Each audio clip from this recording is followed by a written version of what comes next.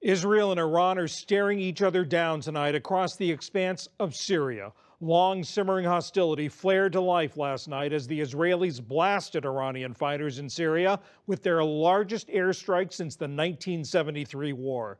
Israel says the Iranians started it with a rocket barrage. Special correspondent Jane Ferguson reports from Jerusalem. The bright dots and streaks in the sky, as shown in Syrian night vision and television video, tell the story of an overnight Mideast confrontation. The pictures purportedly show Israeli airstrikes against Iranian military targets. Damascus also claims they show Syrian air defenses intercepting those Israeli missiles. A spokesman for the Israeli Defense Forces said today they struck dozens of Iranian targets, not just around Damascus, but throughout the southern part of Syria.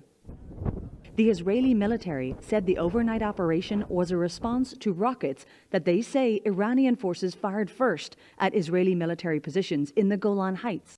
The Israelis said most of the Iranian rockets either missed their mark or were intercepted. Israel's defense minister Avigdor Lieberman lauded his country's operation and put Iran on notice. We, of course, struck almost all the Iranian infrastructure in Syria, and they need to remember this arrogance of theirs. If we get rain, they'll get a flood.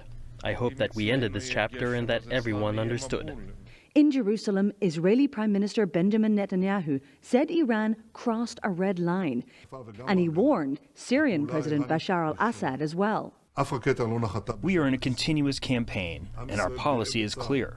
We will not allow Iran to establish itself militarily in Syria. Yesterday, I delivered a clear message to Assad. Our action is directed against Iranian targets in Syria. But if the Syrian army acts against us, we will act against it. Whoever attacks us, we will attack them sevenfold, and whoever prepares to attack us, we will act against them first. A Syrian military spokesman, however, disputed that Israel's offensive was a success.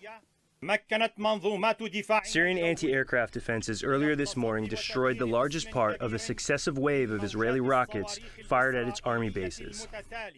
In Washington, a White House statement left no doubt where the Trump administration stands.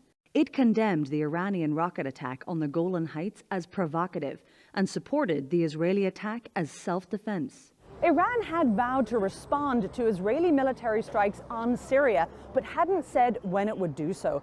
Of course, what happened overnight came less than 2 days after the U.S. announced it was pulling out of Iran's nuclear deal with world powers, a step welcomed here in Israel amid hardening battle lines in the region. Other world leaders spent today trying to lower tensions. French President Emmanuel Macron. There is a risk of escalation and growing tensions. We must be very vigilant to avoid that. That was also the line from Russian Foreign Minister Sergei Lavrov. As for escalation between Israel and Iran, we think it is a rather disturbing trend. We believe that all the problems should be solved through a dialogue, and many times in contacts with the leadership of Iran and Israel. We emphasized the need to avoid any actions which would be mutually, so to say, provoking.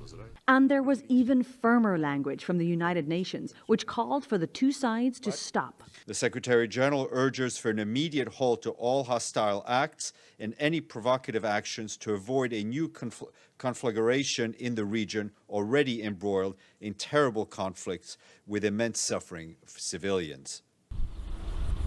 In the Golan today, there was little sign of conflict, but tensions remain high.